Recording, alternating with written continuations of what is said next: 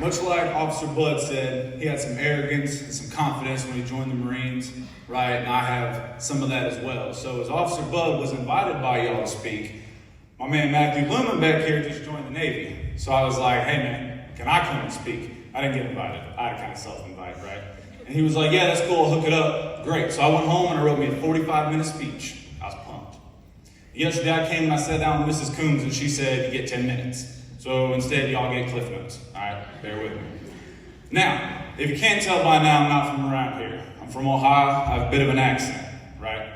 And where I come from in Ohio, our school was some model. All right, we didn't have a nice choir like y'all did. We had like 3 dudes that didn't know what a tune was. So y'all are really blessed. But I can kind of relate with y'all being from a kind of smaller town, right? Y'all have a little bit of country thing going on around here. I love coming out here and doing this kind of stuff. All right. Now, it's Veterans Day. We're here to talk about people's service, what it is to be a veteran, why you serve, things like that. But like I said, I'm a little arrogant, so we're going to talk about me for a while. All right. Now, when I was in first grade, everybody wanted to go out and they wanted to be a teacher or a doctor or a veterinarian, right? But I wanted to be a fighter pilot, right? I saw a cool movie called Top Gun. Had this guy, Tom Cruise. He had slick hair and he played volleyball with no shirt on the beach. I was like, that's what I'm going to do. That's my plan, right? Now, realistically speaking, would I still be here 8 years later if I only wanted to be a pilot because of a movie? No. All right, some other events happened. Most importantly, when it came my time to learn how to be a fighter pilot, they were like, bro, your nose is too big to be a pilot, you can't do math. That ain't gonna happen. All right, so what really happened was, it was a day similar to this, right? A little chilly outside, but it was nice and sunny. And I was in a 3rd grade classroom with Mr. McGee. I'll never forget this day for a good reason. Now, I don't know how y'all do your TVs now in your schools and whatnot, but back in the day, we had a giant metal cart with a big old TV on the front of it. It was about that big in the front and about that big in the back. We didn't have no flat screens, all right? Now, I'm only 26. I'm about 8 years older than most of y'all, so I'm closer to y'all's age than I am the folks that run this place. So I wasn't in school too long ago, but still, technology's jumped just a little bit. And anyways, I talked about this TV because something happened that day. It was a chilly day. It was September. It was 2001. They came over the intercom. They said, hey, y'all need to turn on the television. So we rolled this big old cart out in the middle of the room. We plugged it in. And these TVs, like I said, they were old. You didn't have real good picture quality, so we couldn't really tell what was going on. But it was 2 towers in New York City, and one of them was on fire. September 11th, 2001. I'll never forget this day, and it's why I'm still here. You see, the bottom of that TV, where they scroll the text across and it says what's going on, we couldn't even make it out. It was too blurry. There was fire, and what in the world's going on? Reporters were talking, you couldn't really hear. And then a tiny little dot appeared on the side of that screen, on that clear blue sky on that September day. And as that little tiny dot contacted that building, a giant ball of fire shot out the other side. Then it started to get real.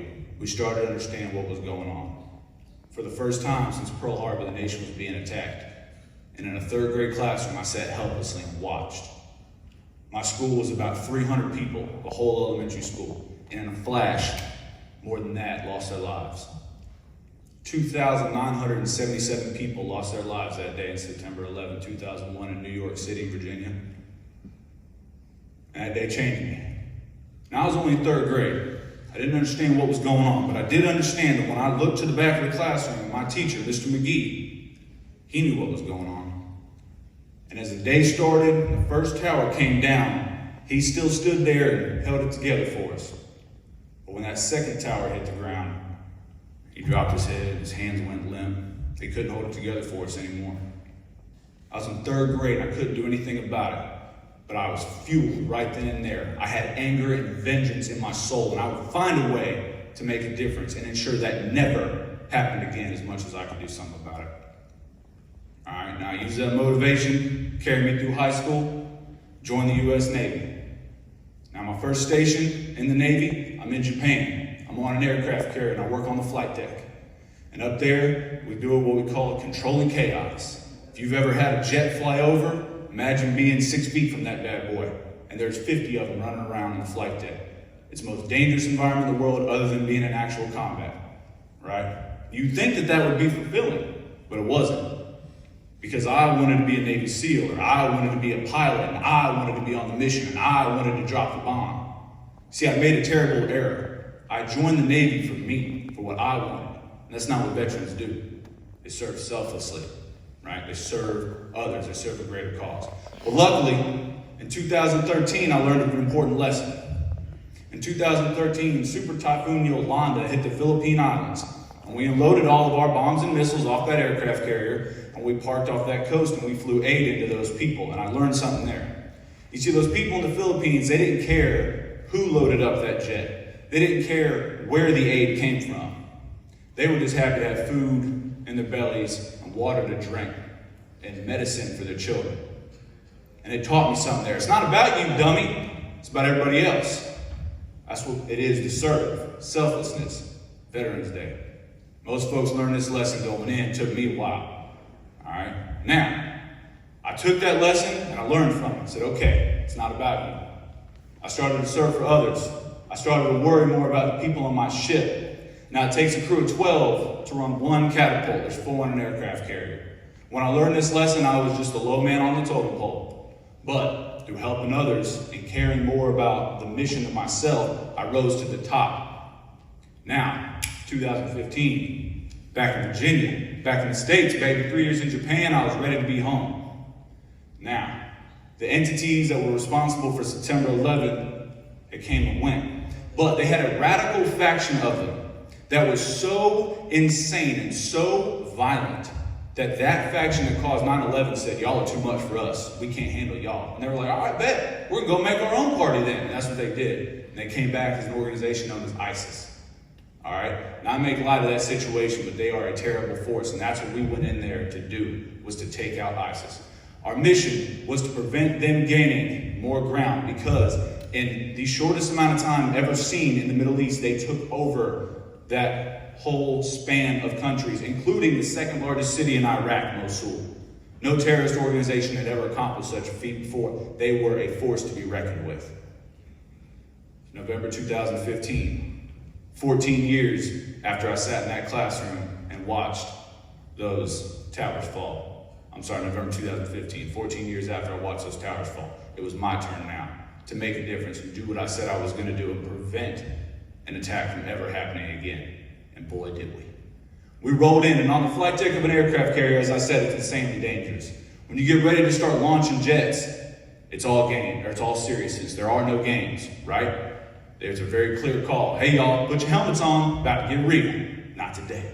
Oh, no. We started off with some AC/DC, started off with some Post Malone. I don't know what gets y'all hyped, but they played our music, right? We were ready to go. And we launched jets full of bombs, and we took out bad guys.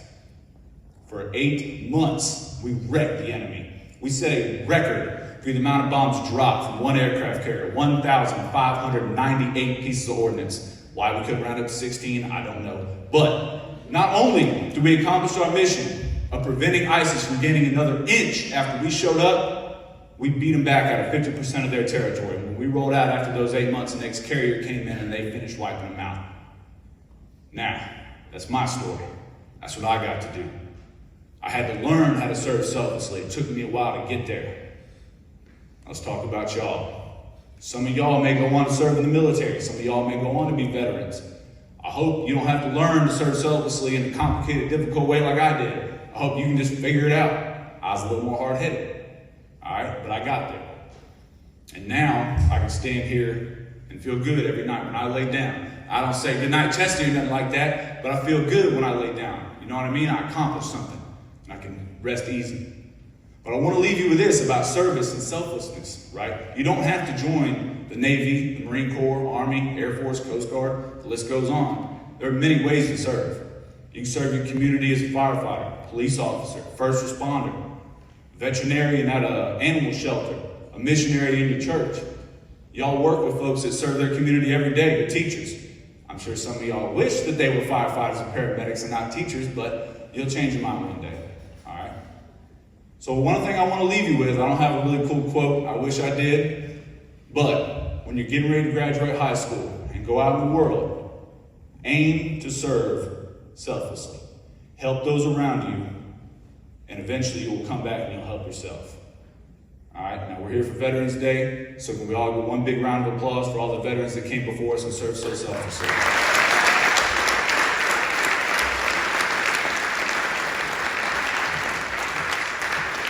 I think we hit right at 11 minutes. Thank y'all for your time. I'm Petty Officer Addison. Everybody thank Matthew Lumen for his service, and everybody have a good day.